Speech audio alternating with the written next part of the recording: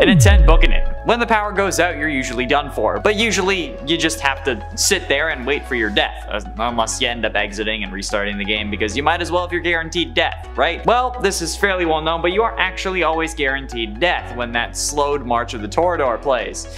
Because thanks to the way the game works, the time to 6 AM is still counting down. I mean, which makes sense given how time works in real life too. It doesn't just stop because an animatronic decided to start singing a song that was in the public domain. So in all honesty, while waiting for that jump scare, or in the middle of any jump scare really, you can survive to end your shift. And the reason this is scary is because of the implications that it has. That once 6 AM hits, you just freaking book it to the door. So you, like, no stopping, no slowing down, okay, no tripping like in every horror movie ever, and you instead just beeline it and leg it faster than Chica on her way to get free pizza. And this implies that you can do it at any time in the game, but you willingly stay there to get tortured and then just with the ultimate threat of death. I mean, which either makes you an adrenaline junkie or me, because today on my lunch break I learned that my toaster is waterproof. There should always be like the threat of death, right? But like it has to be the right amount of threat of death, otherwise it's not worth it.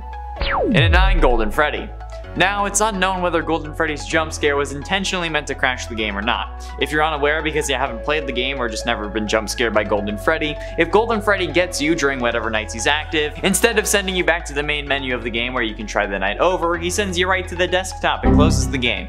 Now, this was originally thought to be a glitch, but with the addition of Golden Freddy doing the same thing in FNAF 2, we thought that perhaps it was intentional. However, the biggest issue with this is that if it was originally a glitch, that's freaking terrifying. Imagine how absolutely messed up that would end up being. Not because of like any like lore implications or whatever, but because of how many theories there would be about why it was happening like that. And then maybe it proves that the FNAF series is actually cursed and that there are aspects that are real and Afton is trying to escape into our world. Because basically, okay, it's scary because it means a whole lot of pointless work for me having to talk about all that. So I'd rather not do it, and let's just leave it at the fact that it was an intentional glitch. And it ain't stuck, Foxy. Thanks to a couple users on Steam, I found out that in FNAF 1 in FNAF VR's flat mode, you can close the left door and spam the button that allows you to peek out, triggering a Foxy attack. Foxy will eventually get stuck and stay still in front of your door. Now, I don't know if this actually ends up causing him to block the door, preventing Bonnie from entering, but it was certainly an interesting glitch that could be very frightening. Imagine you forget about it, then you open the door and you find Foxy just waiting outside, but he doesn't move. He just stands there, waiting for the perfect opportunity to attack. I don't know, okay? I don't know if he actually ends up attacking. None of these comments were very specific about this glitch, like saying that they just said that he gets stuck at the door. Like, what does that even mean? Is he just frozen for the rest of the game, or is he like a oh no, what are you doing, step animatronics situation where they're just faking you to lure you into a false sense of security and then boom, they tear you to shreds, and not in the good way. And at 7, stuck door. Not only will the animatronics play the stuck game, but apparently in the console port of FNAF 1, the doors will do so as well. And not in the classic way of just trying to mess with you, like they will actually be unoperational, particularly the right door, which is odd because the one that likes to stop working more, at least from my experience, seems to be the left door. I know what you're thinking, okay? They're supposed to do that, but that's not what I'm trying to say, okay? What they're not supposed to do is register that they're closed and then start consuming power like they are, but then not actually be closed and result in a Chica jump scare, because that's what happened to quite a few Reddit users from the looks. They hit the button and it closed the door, the power usage went up, however the door animation didn't play and it was still wide open. But since the sound and power had started working, they thought that it was just a visual glitch, so they kept going, only to get jump scared by Chica seconds later. Ah, what fun, right? Doesn't that sound like a wonderful time? What, it doesn't? How dare you say that? What makes you think of such a monstrosity?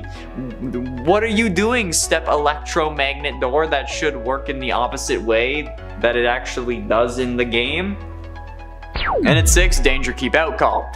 The phone calls in FNAF are really something you only need once. After that, unless you're looking for lore, there isn't really much that they can help you with, unless you're absolutely trash at the game like yours truly. However, in the FNAF VR Curse of Dreadbear DLC, the final phone call for the Danger Keep Out minigame may be a little more than meets the ear, since if you can perform a series of actions with the call, or maybe it's just like you put it on hold or something, or at one point I think it's just you pick it up, something like that, you end up causing the whole area to turn static and pulse as if it was being scanned. The end result is that sometimes you just get put back to the starting screen of the DLC. And yeah, you don't complete the night, you gotta go back and you gotta try it again. But while it may be an intentional glitch, so I guess it's rather an Easter egg, it will still certainly freak you out the first time you see it, okay? So it counts. This scared the absolute living daylights out of me the first time I saw it, so maybe now that I've warned you, you won't be as terrified. You're welcome. Halfway through into number 5, double jump scare. Did you know that in FNAF's coding there are actually jump scare priorities? Yeah, some animatronics are more favored than others to deliver the killing blow. For example, when you run out of power, Freddy is the highest priority so that they can guarantee that he jump scares you. This also stops any other animatronic from being able to jump scare you. However, the same concept also applies to the main gameplay, which results in some pretty horrifying moments. For example, getting jump scared by Foxy only to have Chica interrupt him. This cuts off Foxy's jump scare and starts Chica's jump scare, resulting in you getting 2 for the price of 1. So you get double the value of your scare, making you crap your pants double time. And that's not the only one that can get interrupted. If you're getting jump scared by Chica, Bonnie, Foxy, or Freddy, you can run out of power and be temporarily saved. This stops their jump scares and does the whole setup of another Freddy one thanks to there being no power. This can actually also help save you if you're close to 6 AM, since like I said, the time is still counting when you're waiting for Freddy to get you. So if you do get jump scared just before it turns 6 and then you run out of power, you can actually still win, but that's a lot of conditions. And technically, you can get jump scared by Foxy, have it interrupted by Chica, then have it interrupted by Freddy in that way. And at 4, silence. This actually happened to me in one of our videos titled Everything Goes Wrong in FNAF VR, and honestly, everything went wrong in FNAF VR. I was playing the Foxy Corn Maze minigame when all of a sudden my screen went black and my audio cut out. This was certainly not intentional in the game since, you know, it relies on sound, but once my camera came back, I wasn't able to hear anything at all, so I had to try to complete the game with no audio. I have to be honest, absolutely horrifying. The only kind of relieving part about it was that I didn't have to listen to the crows, or the actual relief my bowels felt into my pants.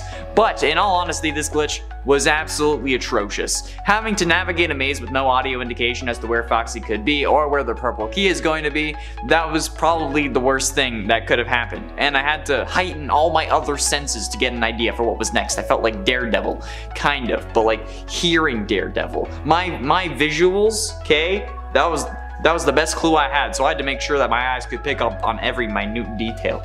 Okay, 10 out of 10, horrifying. Don't recommend. At least the jump scare wasn't as bad. Getting close to the end into number 3, long jump scare. In the same vein as a double jump scare, we have the long jump scare. Now, this is only in the same vein as the other one because they both have to do with jump scares. However, in FNAF 1, it was possible to prolong a jump scare and continue the night. The only difficulty behind this would be that you had to keep pulling the monitor back up before the jump scare completes. If you were able to do this though, the jump scare would reset, but also time would keep progressing. So in theory, if you could keep it up long enough, giggity, then you would be able to keep the jump scare going until the end of the night. Hell, even from 1 AM to 6 AM you could be getting jump scared. It would just be difficult to keep going long enough for the night to finish. However, with Viagra, today's sponsor, you can keep it up all night long. No, I'm kidding. We're not sponsored by Viagra. Are you kidding me? Could you imagine?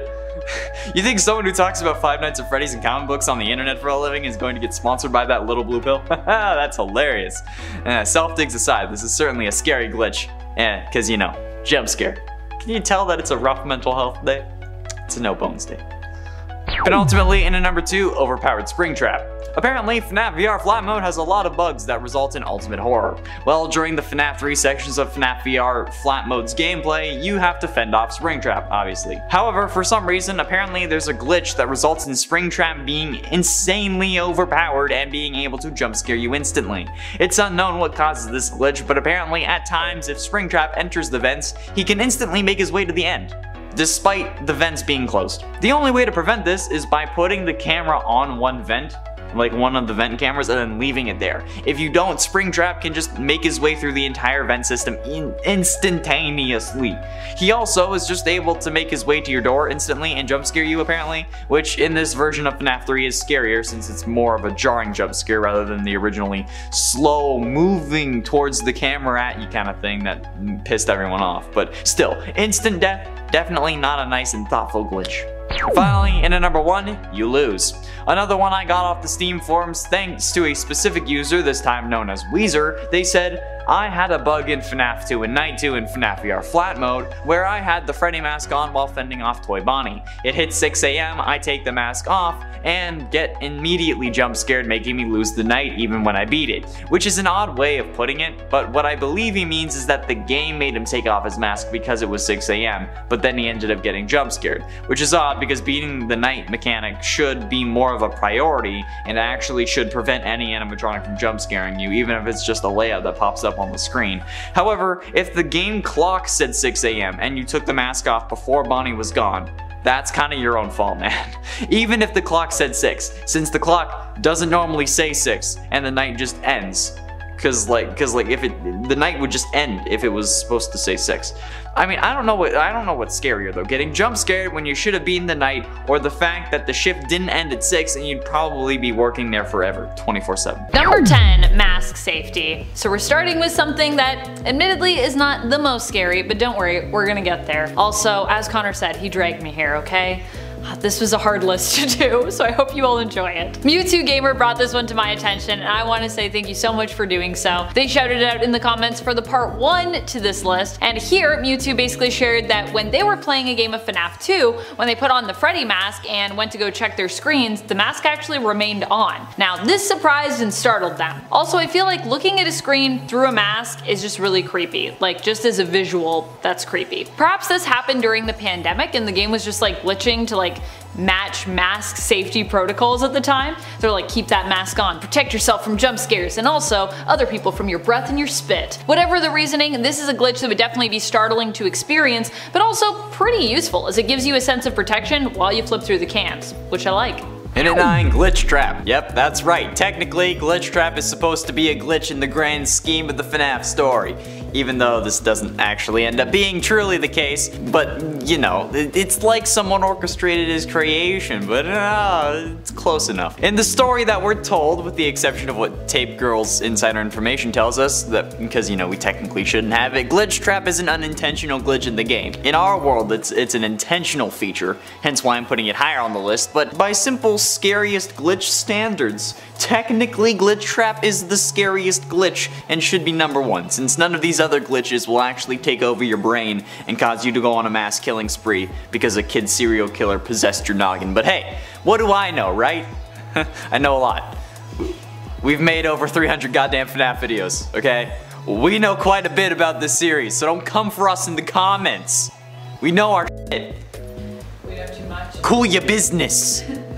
Number 8, Bonnie pop-up. One of the glitches that was originally experienced in this game was actually via Scott Cawthon himself. And now, it wasn't so much a glitch as part of the playtesting and development of the game, I suppose, but hey, you know, you gotta find things like this to avoid experiencing them in the future, and so at the time, it was kind of a glitch, you know what I mean? Which is why I would still consider it one. Albeit one that was removed before the game's release, so not one that you experienced. You, the player. Scott was testing the mechanics for these animatronics when he found himself surprised by Bonnie, who had actually snuck up on the cameras and was actually in a place that they weren't really supposed to be in. This startled Scott, scaring him and firmly cementing that Bonnie was the most terrifying animatronic in the game. At least, in Scott's mind. In at 7, Withered Bonnie Ghost. In FNAF 2, Withered Bonnie is probably one of the scariest animatronics in the game. Possibly because of, like, you know, the lack of face. It makes it look more like a robot instead of an anthropomorphized animal. And I mean, like, if we're honest, the only thing that makes these animatronics not terrifying is the fact that they are animals. But with Withered Bonnie, you don't really get that kind of recognition since, you know, there's no face. However, this glitch either has a load of implications, which causes me to get terrified because of what I'm gonna have to think about to explain it,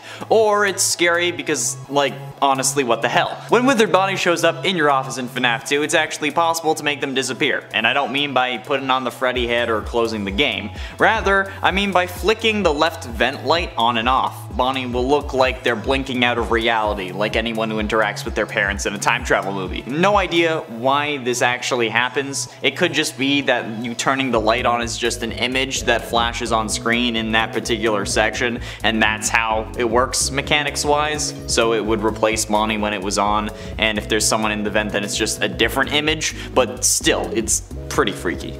Number 6, red light, green light. What's scarier than an animatronic moving when you're not looking? How about an animatronic that moves when you are looking? Now, this is a glitch that some people have experienced before because, well, in one way, it kind of isn't a glitch. If you see an animatronic that moves while you're watching on a screen, but then the screen goes to static in between that movement, or goes, briefly to black, this is actually normal. However, the glitch happens when you see the animatronic straight up vanish without any static or any darkness accompanying it. This is something players like our wonderful sub Mewtwo Gamer have experienced. It's creepy and oddly not uncommon. If this were Squid Game, any animatronics caught moving in this way would be eliminated, by the way. Yikes. Has anyone created a Squid Game FNAF mashup game, by the way? Because I feel like that needs to happen, if it hasn't already.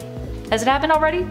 Link me. Halfway through in at number 5, you win, loser. FNAF AR is certainly an interesting adaptation of the games, making your room the security office, having to defend yourself from animatronics using shocks, and then ordering more animatronics that will attack you just for the fun of it, I guess. Even animatronic versions of their famous serial killer. Well, I won't even get into that. I still don't know why they thought that was a good idea. Well, according to Reddit user Plasma Dev, they experienced a glitch that did not make them happy. And no, it wasn't a glitch that made Chica get a little too close, because that would have made you happy. Instead, as he put it, quote, "I was caught off guard when an animatronic was rushing me. I turned around and zapped the animatronic fast. He disappeared like I was about to get jump scared, but then it also made a noise as if I won. I got the screen saying my streak had increased and that I got parts, except my streak reset after that screen. It appeared that I had zapped him at the last possible millisecond, and it registered both as me losing and winning." Which I have to say, that's pretty brutal, especially if you had a high streak. As anyone who uses Snapchat aside from me will know, high streaks are apparently the only thing that matters. Number 4, rude animatronics. This is a thing that happened, or maybe still happens, in FNAF VR in FNAF levels 1 to 3. Right when you think you're about to win the game, the clock is shown rolling over to 6 AM from 5 AM, and you can actually get interrupted at that time by a toy animatronic like Toy Freddy or Toy Chica, or even a regular animatronic like Freddy or Foxy. Whichever rude animatronic you happen to get will pop up and jump scare you in the middle of the winning animation where the clock rolls over to 6 AM. This is not only terrifying, but of course, it's very frustrating. I'm not sure if this glitch is still around, but apparently it was a thing that multiple players experienced as late as 2019 from what I can see in the Steam forums, and it was something that needed to be patched. One of our subscribers even seems to have experienced this glitch as recently as this year. Ray Logan shared their very own live play vid of this happening to them just as they were about to win. I'm so sorry you had to go through that, my friend. That seems like it would be awful. Getting close to the end in at number 3, go Twitches. Yes, I'm referring to the Disney Channel original movie Twitches, and yes, I'm using it in reference to FNAF. Deal with it. Apparently, the animatronics can just start freaking out when in the middle of jump scaring you, resulting in probably what is actually a scarier jump scare. Like, these animations for the original FNAF jump scares are pretty simple, which results in them being predictable after your first couple goes, but this glitch allows an element of unexpectedness. It throws that into the mix and then can really make things seem hella creepy. Anything that seems like it's not intentional is always creepy as hell. Like, if Scott had made these jump scares, or at least had them be intentionally sporadic like this, the game would have actually been a lot freakier. This glitch is actually what inspired the thumbnail of the last part as well, and it's probably gonna also be the thumbnail of this part. Just, it's freaking nuts. It's scary.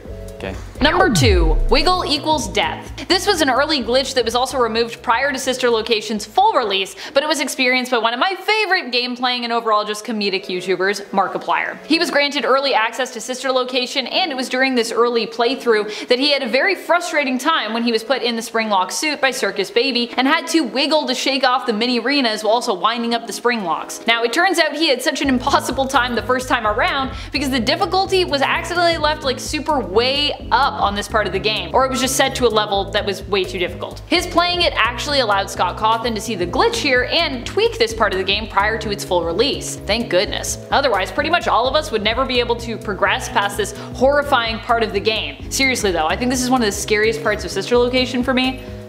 mini arenas. Ugh. And finally, in at number 1, Invisible Springtrap. This is why I say leave your thoughts in the comments, because it helps us if we end up having to make another part to these series. Because thanks to its raining nans on the last part in the original top 10 scary FNAF glitches ever, I have now learned about probably the scariest glitch ever. How Springtrap can actually turn invisible in FNAF 3 in FNAF VR. Now, I haven't personally experienced this glitch since I haven't played much of FNAF VR. I'm waiting for my own channel to get the subs, but according to its raining nans, this is freaking nuts. It's one of the worst experiences you can have.